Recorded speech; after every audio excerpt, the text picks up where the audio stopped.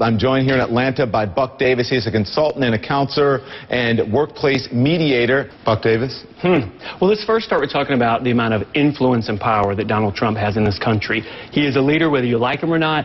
People follow him. He changes minds. With power comes responsibility. And when you have a fellow like Donald Trump who's questioning grades, it quickly sounds like he's questioning academic ability, which quickly jumps to questioning intelligence.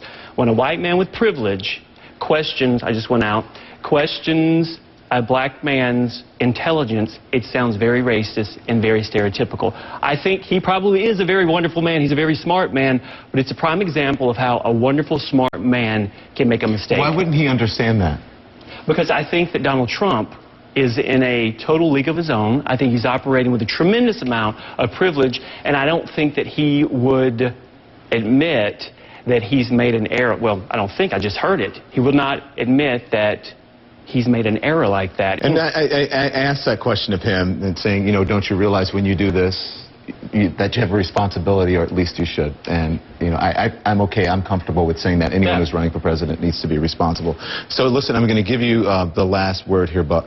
Whether he's racist or not, whatever, is it the same outcome, whether he's doing it, as Tim says, willingly to try to push buttons, or whether he's doing it and doesn't realize it has the same outcome? It does have the same outcome, but it doesn't impact Donald Trump, and it doesn't impact President Obama.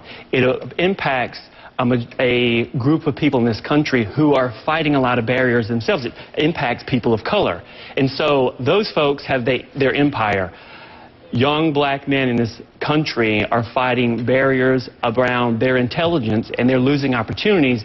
And this just reinforces how someone who's very smart, who has a huge position in this country, and a leader, can unintentionally, I do believe it was unintentional, slam a group of people and possibly create yet another barrier for them.